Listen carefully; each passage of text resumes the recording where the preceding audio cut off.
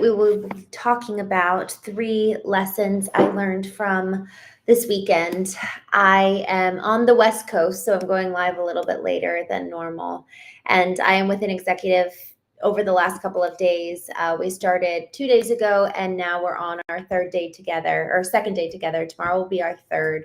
And honestly, we've just been diving deep into who they are. We've been diving deep into their past, moving through the knowing framework. And the knowing framework itself is effectively the analysis and the deep dive of 3 key questions. Who was I?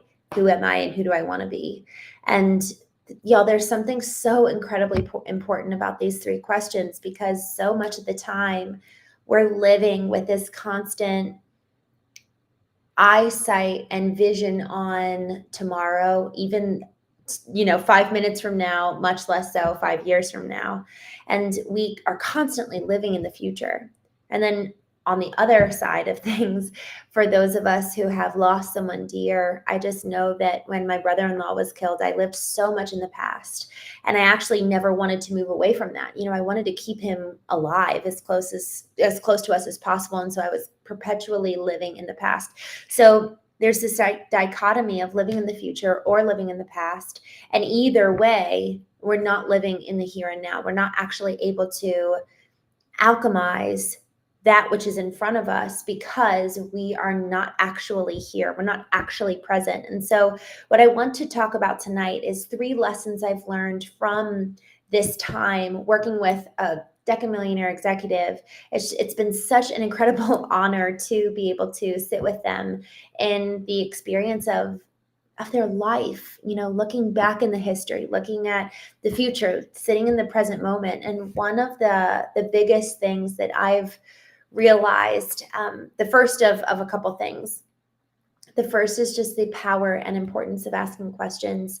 This is something that is near and dear to me, because that is the modality which helped me come to know myself in my own journey of knowing. And when I say even knowing myself, y'all, I intend and expect to be someone not completely different, but I expect to be someone different in a year from now. And I need to, and I want to be constantly growing and evolving. So who I am today, I fully expect that in August, September of 2026, I'll look back at Christine Marie today and hopefully with pride say, wow, look at how I've grown. Look at the gain from 25 to 26. But part of the reason in living in the present is that we take stock of, okay, here I am right now. And in order to take full stock of here I am right now, I actually need to really understand, where have I come from in order to understand where I am today.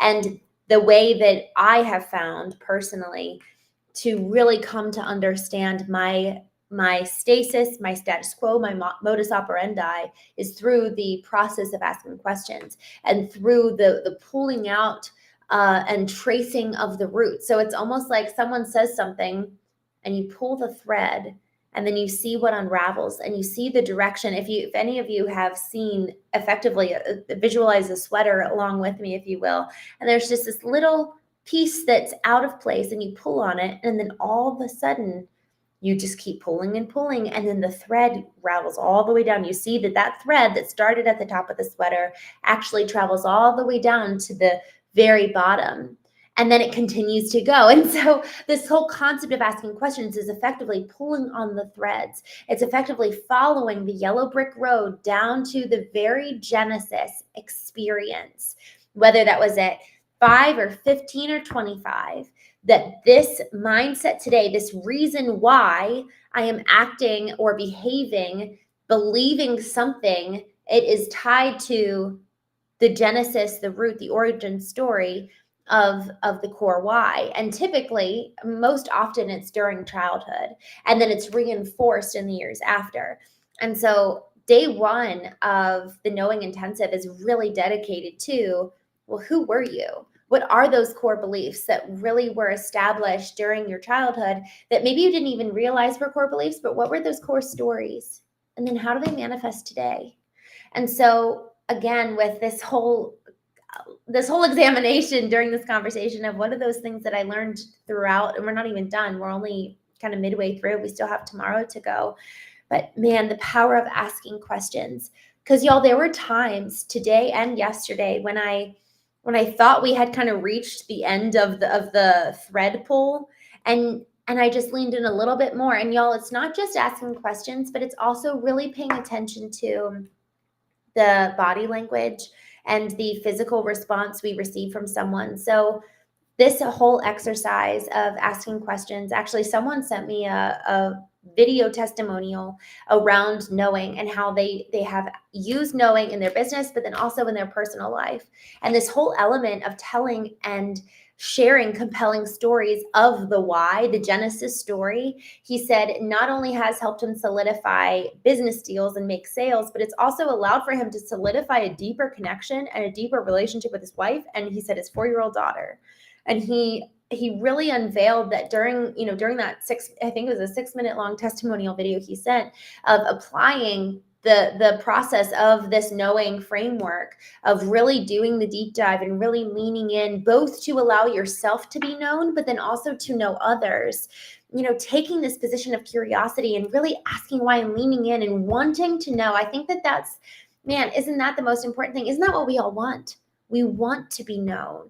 We want to see someone looking at us with a curiosity and an interest and love in their eyes, right? Not with a semblance of judgment, but just truly wanting to know the answer. And so in leaning in, by way of, yes, asking questions, but also paying attention to the nuance. I've received this feedback multiple times after knowing retreats.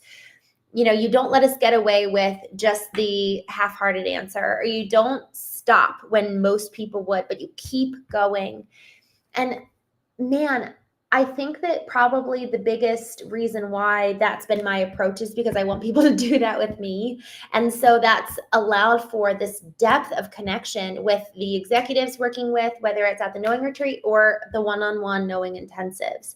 And what that does, y'all, is that it peels back the layers in the most beautiful way to unveil.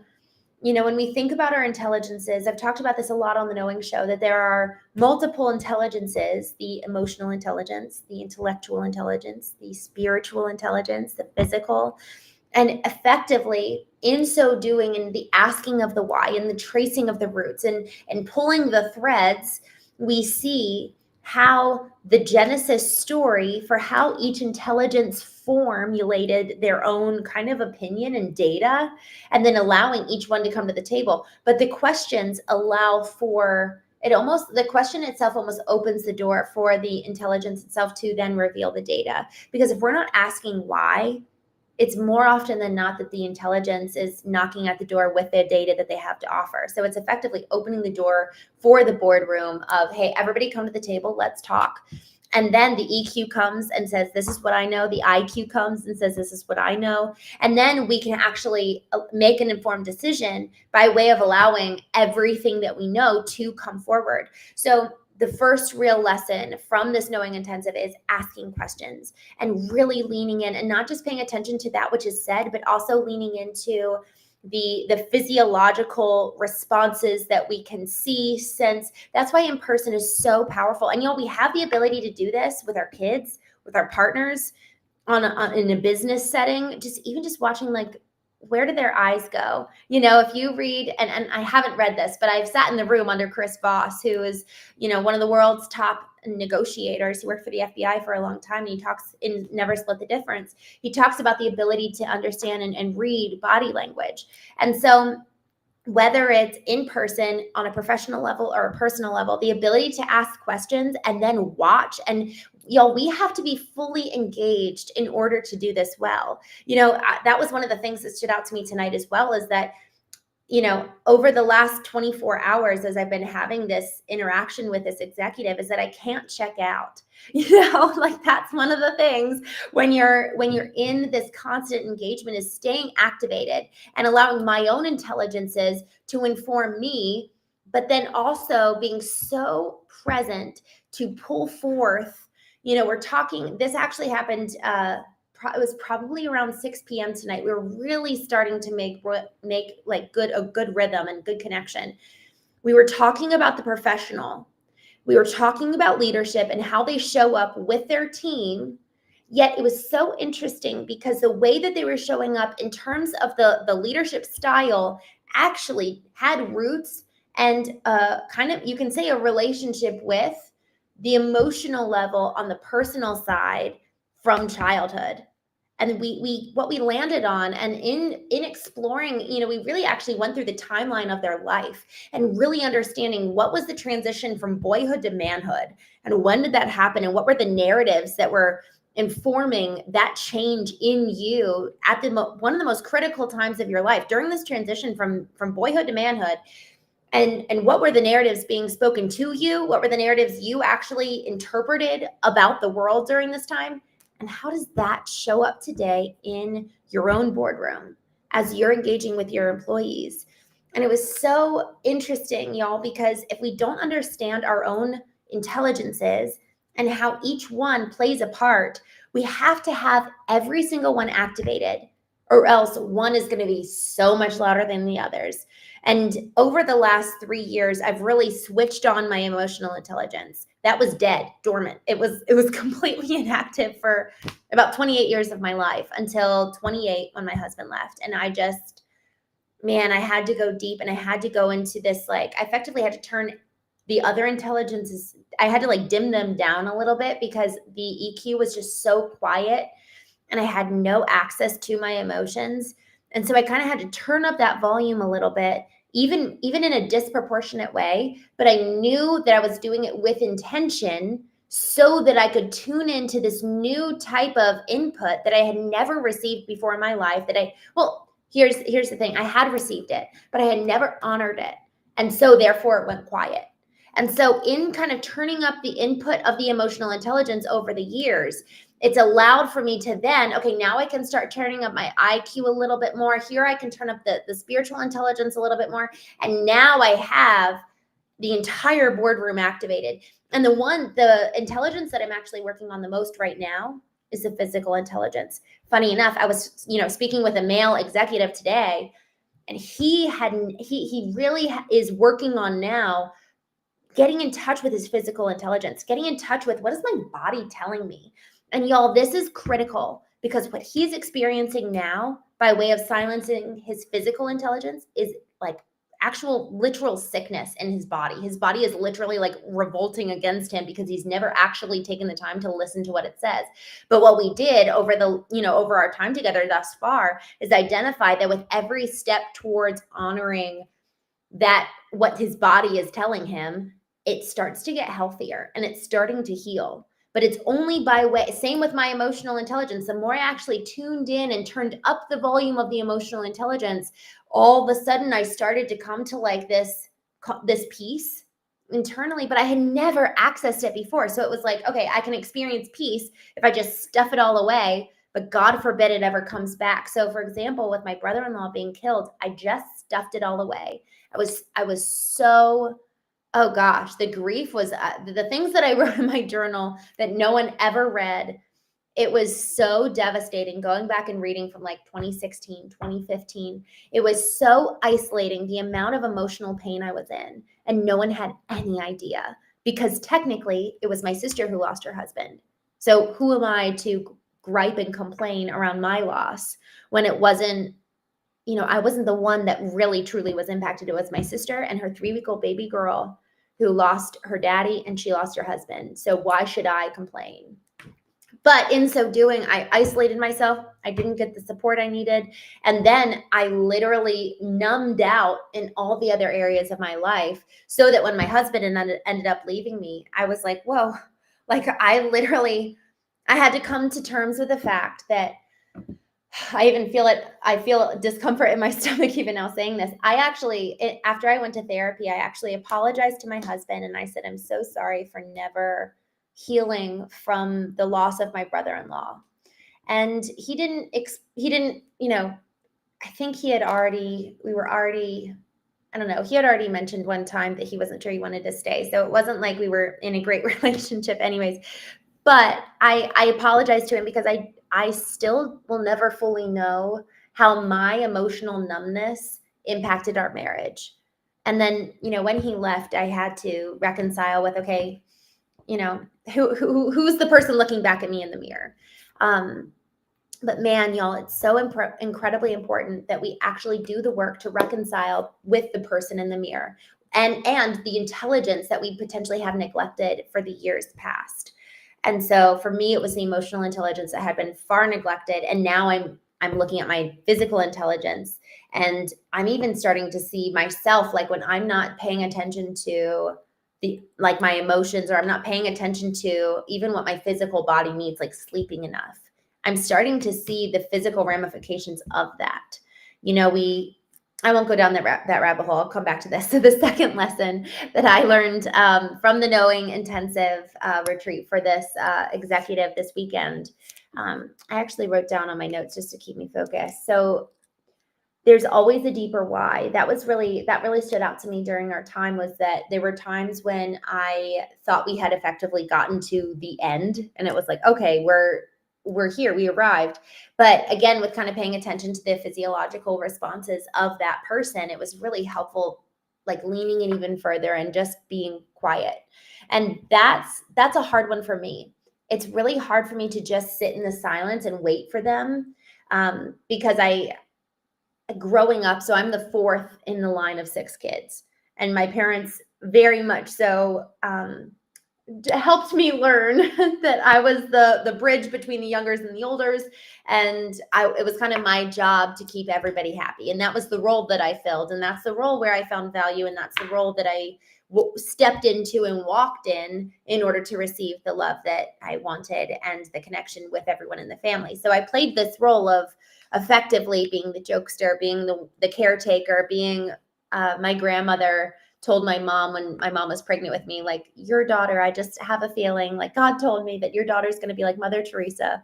And so when I was 4, my mom told me that I was supposed to be Mother Teresa. So I took on this role and this persona. Thank God there's only one Mother Teresa in the world, and there's only one Christine Marie in the world. But for so long, I lived my life modeled after this saint, and it was impossible to keep up with the saint.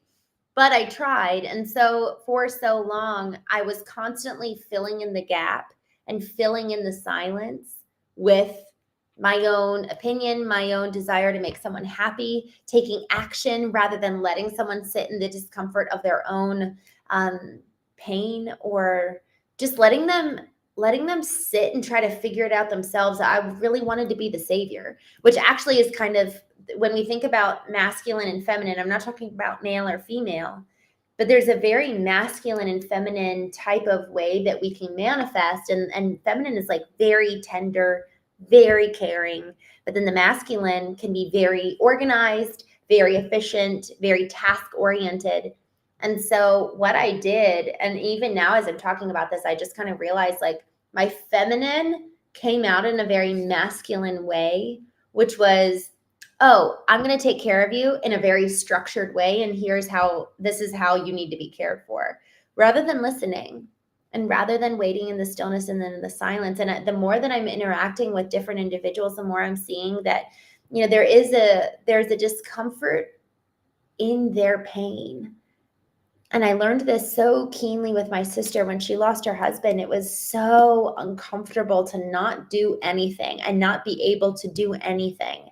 And actually, there were times, to my shame, I actually retreated. I actually removed myself from the discomfort of the situation because I didn't believe my mere presence was enough.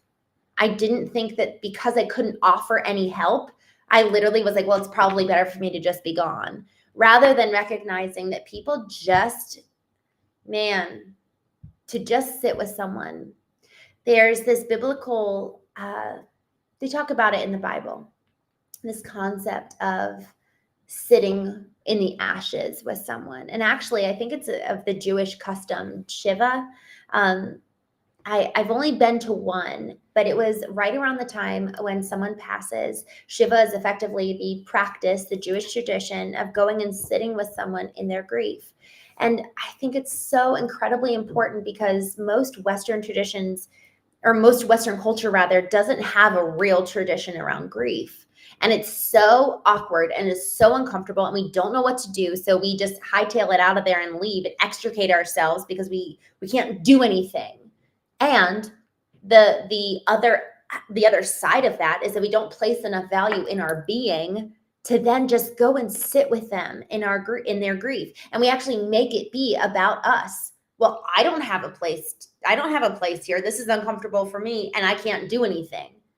Everything about those sentiments was all about me. I can't do anything. Rather than I'm just going to show up. What do they need? Let me, again, paying attention to the physiological responses of somebody. Oh gosh, it is so, even now after I lost my brother-in-law, it's like, I will forever remember who was there. I will forever remember who sent me messages, not only during that week, but in the months and years after, around the anniversary, who remembers. That really, y'all, that means so, so, so, so much. So in this second lesson from the Knowing Founder Intensive, really just sitting with the person and waiting in the quiet and just giving them space to come to their own answer. I think that was something that was hard because I had opinions, I had thoughts, I had creative solutions, and just waiting and just letting them think and asking the question and remaining curious. I think that's even a lesson in and of itself, being curious, asking the question and letting their answer be different than what I thought it might be. And y'all, I need to come back and watch this when I come to be a parent because I know it's going to be so hard for me with my children. If I ask a question or I ask them about their day, or if I ask them about a lesson that maybe I have an end goal of, I'm actually asking them a question with the hopes that they'll arrive, at point B. But man, isn't it such a beautiful thing to get to know people? And it's only truly through curiosity, through love, that we create the space for them to come to know the truth for themselves, because I want to know them. And isn't that the truth? If we truly want to know them, then we cannot come forth with our own assumptions. We cannot come forth with our own preconceived notions. We have to proceed with the triad of love and curiosity and compassion, and just allow for it to unveil itself and them to unveil themselves. And together we explore who they are. And so the third real lesson from today, I love this one. The end result effectively is shaped through the progress itself and the process. We had an interesting moment tonight. Where they were fully expecting. We actually were so close to getting to like hitting their vision on the head. Like, this is what you're supposed to do for the rest of your life. We were so close. And we were like inches away, and we both came to a moment, and it was like, you know what? We need to take a pause. It's not it. It's like 90% there or 95% there, but it's just not quite it. And as we were talking, I just had this sense of, my own journey of coming to know myself, just doing it for me. That process is where I ended up realizing that is the very thing to which I am called. And so if I'm so fixated on what am I called to? How am I supposed to spend the rest of my life? I'm actually going to miss the very process that I need to move through for me that will effectively show me that which I'm called to. And so with all these other, I don't want to say all these other areas of our lives, but specifically in regards to the thing to which we're called. If I'm not the person that I need to be to execute that calling, then why would I ever expect it to make itself known to me? Why would I? And maybe we do. Maybe, I'm sure that happens for some folks, that they're, 40 years old, 30 years old, 25 years old, and they know that is the change that I'm going to make in the world. Okay, now let me go become that person in order to go make that change. But so often it is in the becoming process that the change in and of itself begins to unfold. And so if we're so fixated on the end result, we're not going to allow for the maturation in the process, the growth in the process, the healing in the process. And it is, and I hate this because I want to get to the end result, but I'm realizing that it is literally in the process, in the molding and in the shaping and in the fire itself, as we're molded, that we become that which we need for ourselves to then serve others. And man, I heard this years ago and I didn't really understand it until I went through further breaking, so to say. But effectively, it's who do I need right now? What are the problems that I have right now? And effectively, how do I become the person that I need? How do I become the solution to my own problems? And thus, that's likely the solution that I'll provide to everyone else. And so, rather than constantly outsourcing our solutions to our problems, rather than constantly outsourcing not even just our own solutions to our problems, but also our beliefs. We talk about that too here on the Knowing Show. It's of how much of our intelligences, our spiritual intelligence, intellectual, emotional, physical, how much of that is actually ours to begin with. How much of that has actually been outsourced, and we have not come to develop our own and strengthen our own fundamental core beliefs about each one of these areas. So, in summary, or I guess not necessarily in summary, but just to wrap this up, one of the things that we've been working on throughout today is establishing what is your current baseline? What is your baseline of health, of your goals, of the narratives, of the strengths and weaknesses? Let's do a SWOT analysis for every single core area of your life. Intelligences, yes, and also so we dove into the emotional baseline, the financial baseline, the professional. How do you show up in the boardroom with your employees, with your team, with your partners? How are you showing up with your family? So we analyzed every single area of his life, because only when we acknowledge the baseline does the gunshot fire, and now we can start to move towards our ideal. But we have to establish our status quo. And so often we actually need to change the status quo at incremental levels before we can then even be on the pathway to the ideal. Because if we've got, I used this analogy earlier today when I was working with him. If we know kind of the neutral baseline, like at least let me be neutral. But if I'm steeped in unhealth in one of these categories, then to move from unhealth all the way to my ideal is moving from negative 25 to 100. Let me at least move from negative 25 to 0. Now we're at a neutral starting point. Now the gunshot fires, and now we can at least start moving in incremental steps to our ideal. But if we are below the baseline, if we are in the negatives beneath 0, then we have got so much further to go, and it's so much more difficult to actually make good progress. So if we were to take something away from this conversation, the asking of questions, the curiosity, the love, and the compassion, and this is why I love the word compassion. Compassion is effectively empathy tied with action. And y'all, if we do not take time to experience empathy for ourselves, which we don't really talk about, we talk about empathy for other people, but empathy for ourselves and the environment in which we were raised, what we were handed, allowing gratitude 100%, but then also a great deal of empathy of just like, wow, that was hard.